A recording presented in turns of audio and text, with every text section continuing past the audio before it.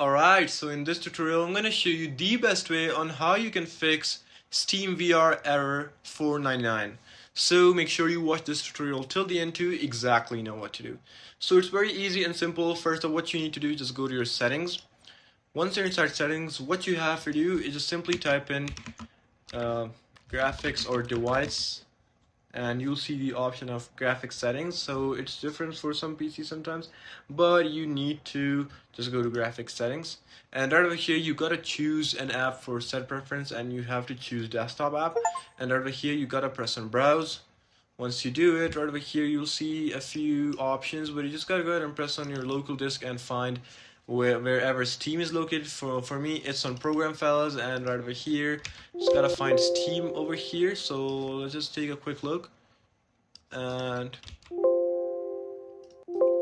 so yeah, like usually people do got like Steam over here in their program files, and you can check over here as well. And here we go, now we got Steam on our program files x86. So I'm just gonna press hit and find Steam app. So right over here we got Steam. Just do it like this and you'll see Steam, and you gotta press on options and just make sure that you set it to high performance instead of power saving, or let the PC decide. You gotta put it on high performance. Once this is done, you gotta press on save, and after that you gotta go to Steam.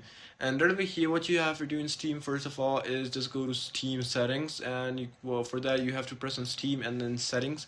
And over here you just gotta scroll down until you see the option of downloads. Go ahead and press on that, and over here you'll see the option of clear cache. Just go ahead and press on clear cache, and you need to clear cache. Once the clear caching is done, what you need to do is just go to SteamVR, which is basically in your library, and right over here you have to press on the gear icon which says manage.